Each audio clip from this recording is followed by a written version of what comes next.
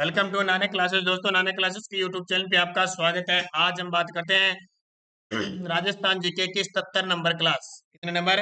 77 number की class करेंगे, जिसमें प्रतिदिन 50 क्वेश्चनों का आपको संग्रह दिया जाता है। रोजाना 9 बजे हमारे सवाल आपके जवाब की क्लास में 77 नंबर क्लास में आप सभी विद्यार्थियों का हार्दिक स्वागत है। सभी को गुड इवनिंग। और स्टार्ट कर रहे हैं इन क्वेश्चनों को। जल्दी से वीडियो को लाइक कर दो, शेयर कर दो। अगर आप चैनल पे नए हैं तो इसको सब्सक्राइब कर लो और बेल आइकन का घंटा दबा लो, ताकि जो भी वीडियो अपलोड हो आप तक उसका नोटिफिकेशन पहुंच सके। पहला क्वेश्चन देखिए, राजस्थान औद्योगिक विकास नीति 2019 कब से लागू हुई? आज कुछ आपको करंट के क्वेश्चन भी देखने को मिलेंगे। राजस्थान औद्योगिक विकास नीति 2019 कब से लागू की गई? बहुत ही इंपॉर्टेंट क्वेश्चन है। सीधा सीधा आपसे तारीख पूछा जाएगा। 1 दिसंबर 2000 ये सॉरी 19 दिसंबर 2019 से इसकी शुरुआत 1 जुलाई 2019 से लागू की गई। राजस्थान औद्योगिक विकास नीति 2019 कब से लागू की गई? 1 जुलाई 2019 को लागू की गई। याद रखना। अब बात आती है कि लागू की गई और क्या है। इसके बाद 1 जुलाई 2019 और उसके बाद में क्वेश्चन जीता जाएगा 19 दिसंबर 2019 की चर्चा आती है। तो यानी राजस्थान औद्योगिक विकास नीति 2019 1 जुलाई 2019 को इसका बेरवा तैयार किया गया था। लेकिन जब राजस्थान सरकार का स्थापना दिवस आता है, यहाँ पे 17, 18 और 19 दिसंबर 3-4 दिनों में खूब सारी नीतियों का क्रियान्वयन किया जाता है। तो 19 दिसंबर 2019 को यह नीति जारी की गई। तो राजस्थान औद्योगिक विकास नीति 2019 कब से लागू हुई? तो याद रखना, पेपर में आ जाए आपको क्वेश्चन जुलाई नहीं करना है, बल्कि आपको करना है 19 दिसंबर 2019। ये याद रखना। राजस्थान औद्योगिक विकास नीति 2019 कब से लागू हुई? 19 दिसंबर 2019। संगीत रत्नाकर के रचनाकार कौन है? संगीत रत्नाकार के रचनाकार कौन है? तो सारंगधर है। कौन है? सारंगधर संगीत रत्नाकार के रचनाकार है। तो किताबों से संबंधित, ग्रंथों से संबंधित भी हमें चर्चा करनी है। निम्न में से कौन सा तत्ववाद यंत्र नहीं है? यहाँ लिखना है नहीं है नहीं। निम्न में से कौन सा तत्ववाद यंत्र नहीं है? तत् का मतलब तार से नहीं बजता है। तो देखो, रावण हत्था बजता है, सारंगी बजता है, जंतर बजता है, जबकि नौबत है वो तत्व वाद्य यंत्र नहीं है, घन वाद्य यंत्र है। तो निम्न में से कौन सा तत्व वाद्य यंत्र नहीं है? नौबत, रावण हत्था है, सारंगी है और जंतर है। जंतर तो आपको पता है, देव नारायण जी के भोपे जब फड़ बांधते हैं तो कौन सा वाद्य यंत्र बजाते हैं? जंतर बजाते हैं। उदयपुर की उदयपुर की महिला भारोत्तोलक जिन्होंने दिसंबर 2007 में क्राइस्ट चर्च न्यूजीलैंड में राष्ट्रमंडल पावर लिफ्टिंग चैंपियनशिप में अपने वर्ग में 4 स्वर्ण पदक जीतकर अंतरराष्ट्रीय स्तर पर राज्य का नाम ऊंचा किया। किस कहाँ की है? उदयपुर की महिला है। और किसकी? भारोत्तोलन। ये भारोत्तोलन जिसको जिम्नास्टिक वाला भी कहते हैं, जैसे कल मीराबाई चानू भारोत्तोलन की, जिन्होंने ओलंपिक के अंदर सिल्वर पदक जीता। ये बहुत बड़ी बात है। मीराबाई चानू ने पहला भारत के लिए पदक जीता, तो वो भारोत्तोलन न्यूजीलैंड में आयोजित। वो कौन सी थी? तो याद रखना, इंपॉर्टेंट है, माला सुखवाल। कौन है? माला सुखवाल उदयपुर की भारोत्तोलक है, ये याद रखना। प्रेम विनोद की रचयिता है। प्रेम विनोद की ग्रंथ की रचयिता है, तो याद रखना छत्र कुंवरी है। कौन है? छत्र कुंवरी प्रेम विनोद की रचयिता। ये ग्रंथ है, कुछ महिलाओं के द्वारा भी रचित है।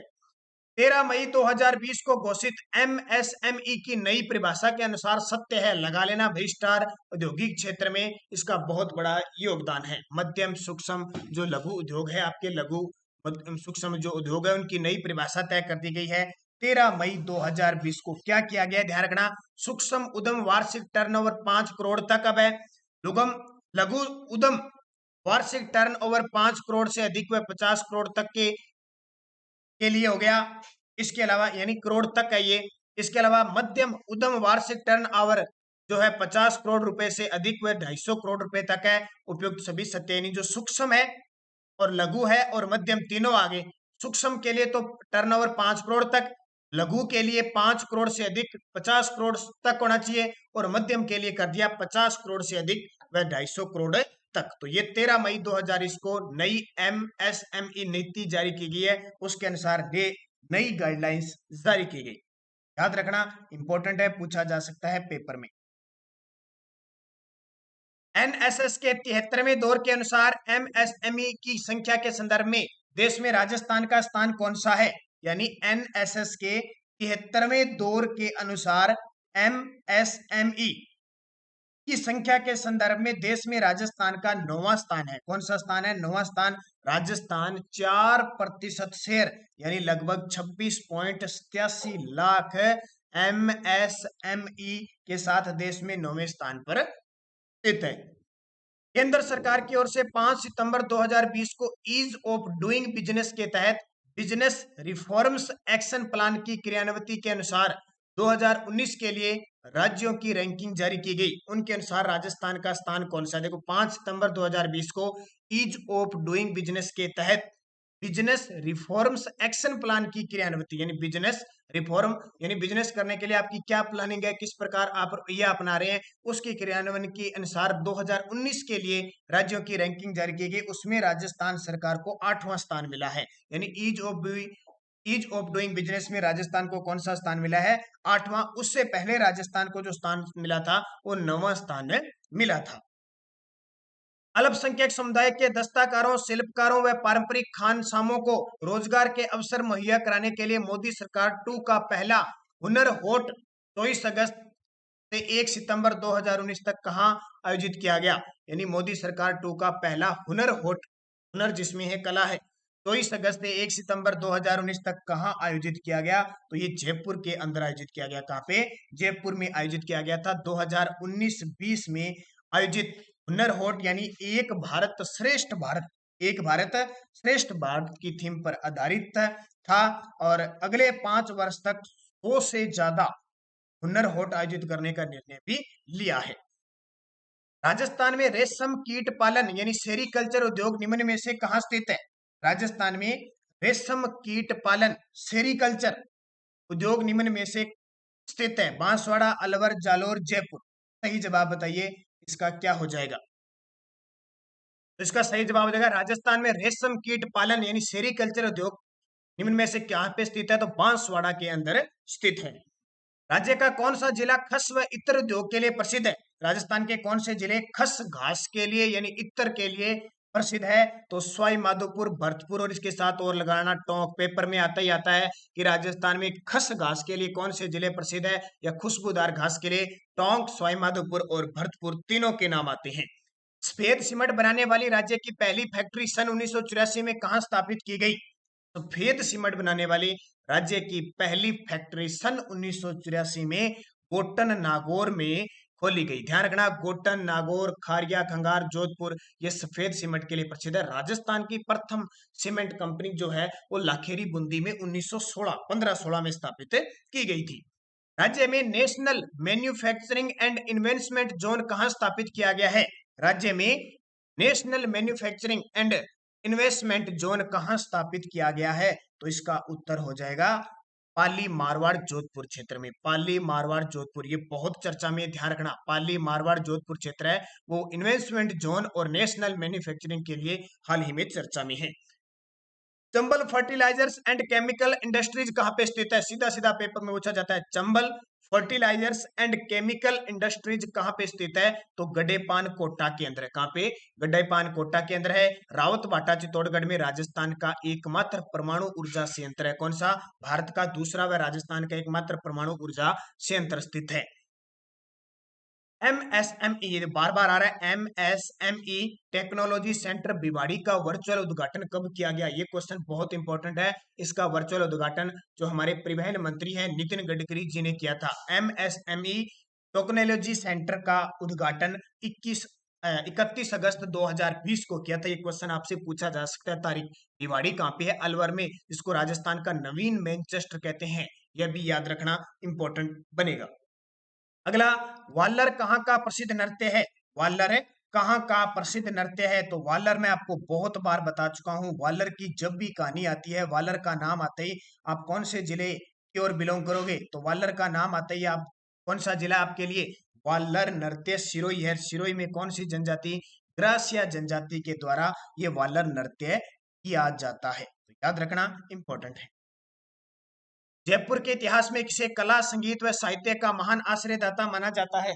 जयपुर के इतिहास में किस राजा को कला, संगीत व साहित्य का महान आश्रयदाता जाना जाता है? तो सवाई प्रताप सिंह, क्योंकि इसके काल में 22 विद्वान, 22 कवि, आप कहते हैं ना 22 यानी प्रताप बाईसी कहा जाता है, गंधर्व बाईसी के नाम दिया जाता है। तो बहुत ज्यादा संरक्षक प्रताप प्राप्त था इनके काल में।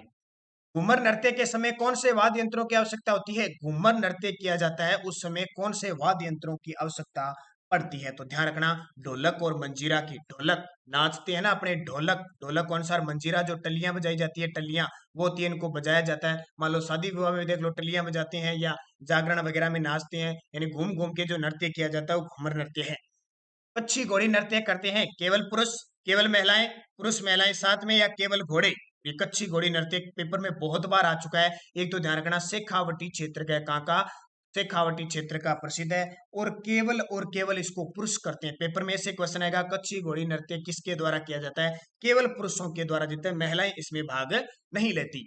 राजस्थान का एकमात्र ऐसा लोकवाद्य यंत्र जिसकी डोडी में तनाव के लिए, यानी जो डोरी होती है, डोडी के जो डोरी जो होती है, जैसे मान लो ये डोरी है, इसके अंदर एक तनाव के लिए पखावज की तरह ऐसे होता है, लकड़ी के गुटके डाले जाते हैं, उन्हें क्या कहा जाता है? देखा होगा आपने गुटका जड़ा कसने के लिए, जैसे आपने ढोलक या ढोलकी देखी होगी छोटी सी, ऐसे जो ढोलकी होती है उसमें ये तागे लगे होते हैं, डोरी लगी होती है, उसमें कसने के लिए लक्कड़ के लगे होते हैं ऐसे पखावज की तरह। इधर करो तो कसा जाता है, इधर करो तो कसा जाता है, कसने के लिए काम आते हैं। तो उन्हें क्या कहा जाता है? तो उन्हें तासा कहा जाता है। क्या कहा जाता है? उन्हें तासा कहा जाता है। तासा वाद्य यंत्र भी है। सुवटिया लोकगीत का संबंध किससे है? सुवटिया लोकगीत का संबंध किससे है? ग्रासिया स्त्री से, सती स्त्री से, वीरांगना स्त्री से, या भील स्त्री से? याद रखना, जो सुवटिया लोकगीत है वो भील स्त्री से संबंधित है। सुवटिया।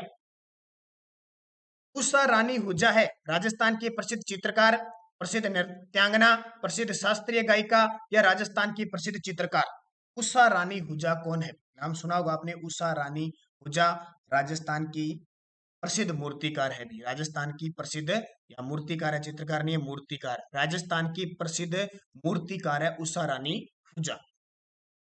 राजस्थान की पहली प्रोफेशनल महिला गोल्फर, राजस्थान की पहली प्रोफेशनल महिला गोल्फर कौन है? सीमा सोनी, नीतिका जडेजा, रमा तरुण गौड़, या चंद्रिका गिताईगी?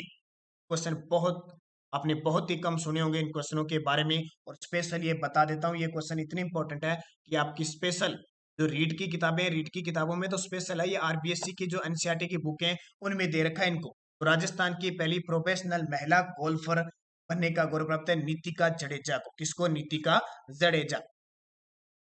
स्क्वैश की सनसनी के नाम से प्रसिद्ध राज्य की वह स्क्वैश खिलाड़ी जिन्होंने 12वें सेफ खेलों में स्क्वैश की टीम स्पर्धा का स्वर्ण पदक जीता था। नाम पता ही आपको, स्क्वैश की सनसनी, स्क्वैश की सनसनी, सनसनी, सनसनी फैलाने वाली सुरभि मिश्रा, यानी स से स्क्वैश, स से सनसनी और स से सुरभि मिश्रा। भक्ति शर्मा उदयपुर की तैराक।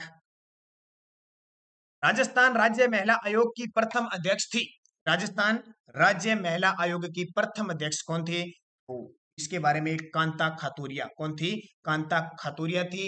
और राज्य महिला आयोग की वर्तमान जो अध्यक्ष है वो सुमन शर्मा है। प्रसिद्ध राजस्थानी महिला खिलाड़ी रीमा दत्ता ने किस खेल में प्रसिद्धि हासिल की?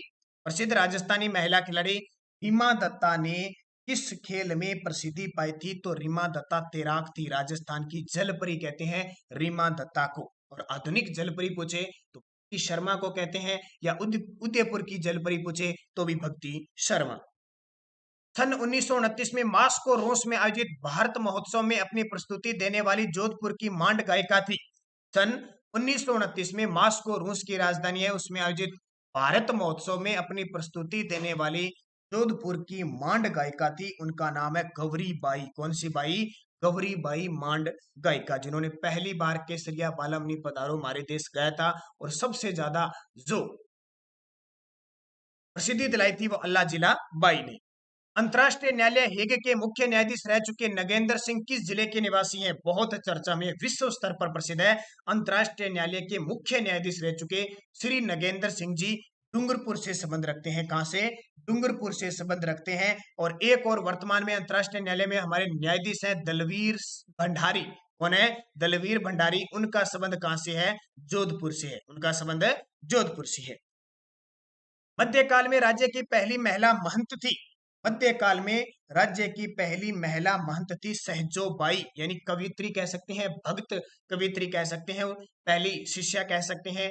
चरणदास जी की शिष्या थी सहजोबाई। सहजोबाई और दयाबाई का नाम सुना आपने। प्रसिद्ध महिला लोक संत दयाबाई किसकी शिष्या थी? सहजोबाई और दयाबाई, इन दोनों के बारे में क्वेश्चन पूछा जाता है। तो प्रसिद्ध महिला लोक संत दयाबाई चरणदास जी की शिष्या थी। ये चरणदास जी ने चरणदासी संप्रदाय चलाया था, जिनका मुख्य पीठ दिल्ली में है और राजस्थान में जो पीठ है वो डेहरा अलवर के अंदर स्थित है। चरणदास जी जो सगुण और निर्गुण भक्ति में विश्वास करते हैं और 42 इनके नियम हैं।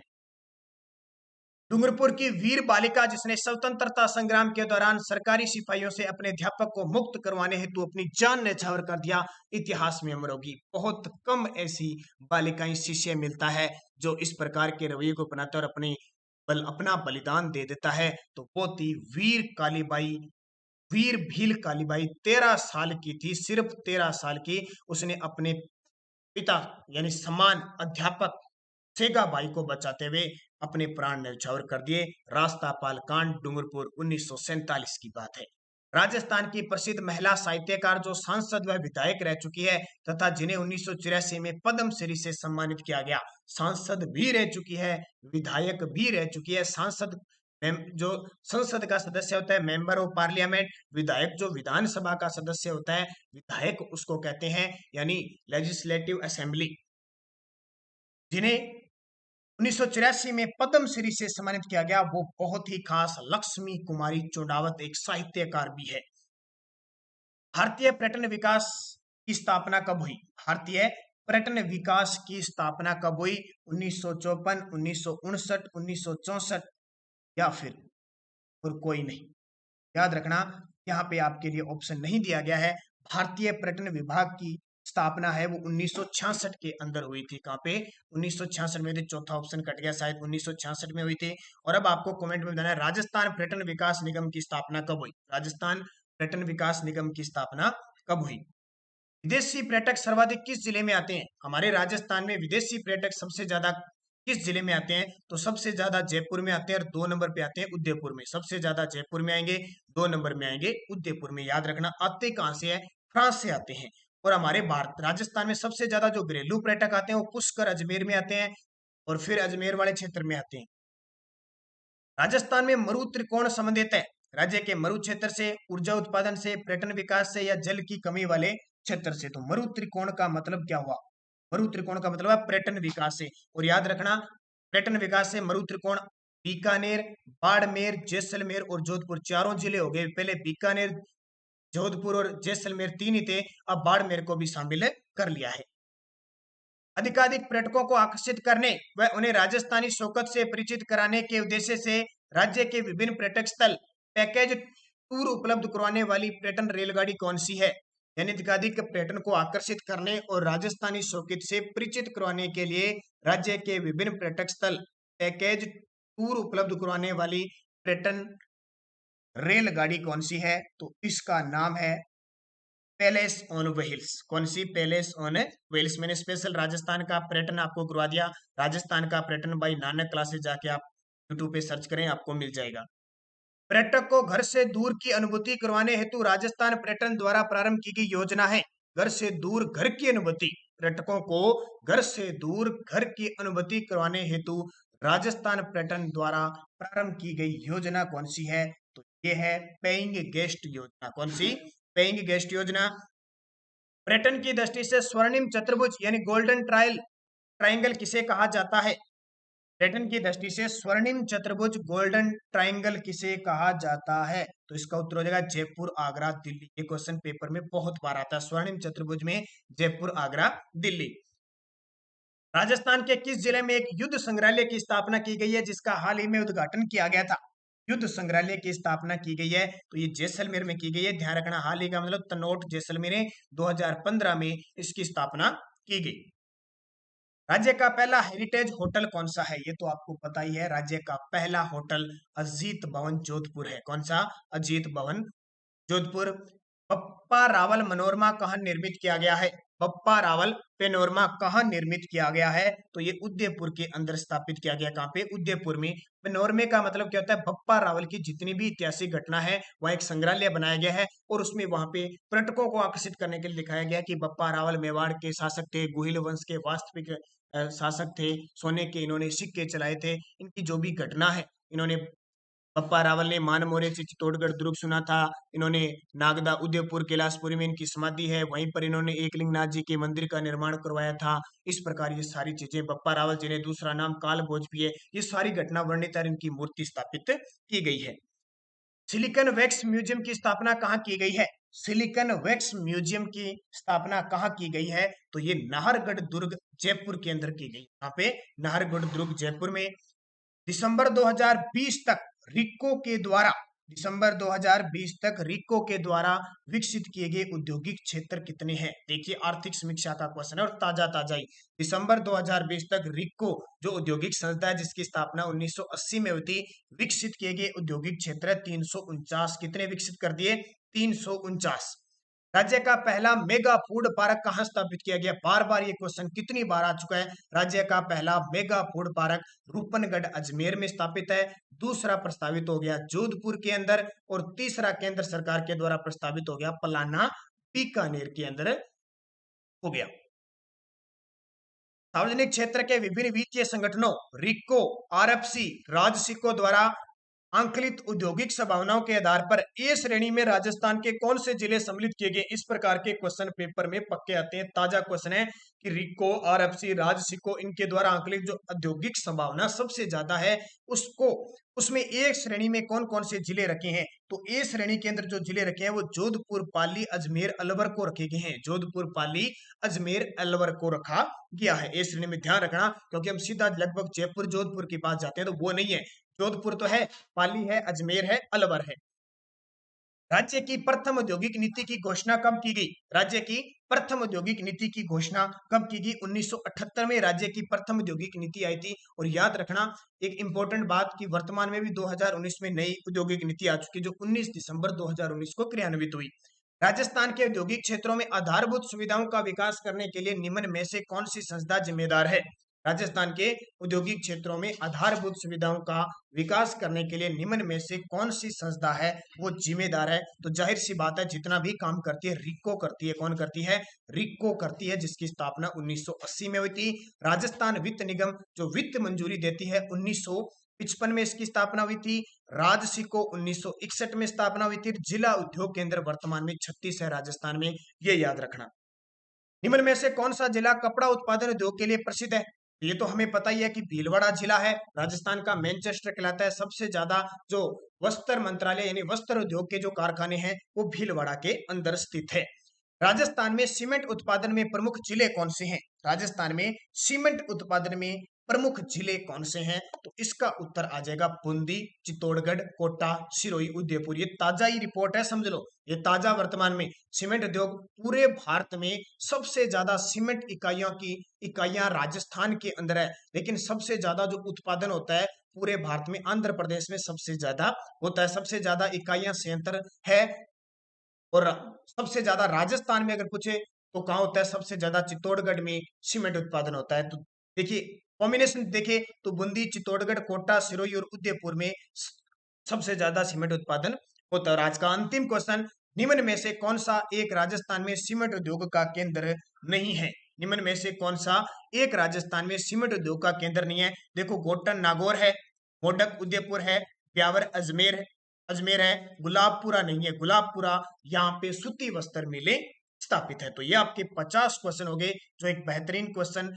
करंट का भी कॉम्बिनेशन मैंने इसमें रखा, पैटर्न का भी कमेंट रखा, मैंने सारे कॉम्बिनेशन बना के आपको क्वेश्चन दिए, क्योंकि 9 बजे रोज आपको 50 क्वेश्चनों की क्लास हमारे आप हमारे सवाल आपके जवाब की एक क्लास होती है। इसमें कुछ ज्यादा देखो पूरा तथ्य हम नहीं बता सकते, अगर तथ्य बताए जाए तो ये क्लास 1 घंटे की चली जाती है, और 1 घंटे में आप नर्वस हो जाओगे। डेली के आप नहीं देख सकते हो, तो 30 मिनट में 50 क्वेश्चन आप बढ़िया तरीके से देख सकते हो, कोई दिक्कत वाली बात नहीं है। पिछले वीडियो जो हमने कितने नंबर डाला था, 76 नंबर क्लास डाली थी, उसमें मैंने क्वेश्चन पूछा था कि राजस्थान की जनसंख्या वृद्धि दर कितनी है, तो आपका बेहतरीन जवाब था 21.3। अब मुझे आप कमेंट करके बताओगे कि डूंगरपुर की वीर बालिका ने अपने अध्यापक सेगा बाई को बचाकर अपनी जान न्यौछावर कर दी थी। सेगा बाई के एक और साथ में साथी अध्यापक कौन थे जिनको अंग्रेजों ने मौत के घाट उतार दिया था? उसका जवाब आपको कमेंट बॉक्स में देना है।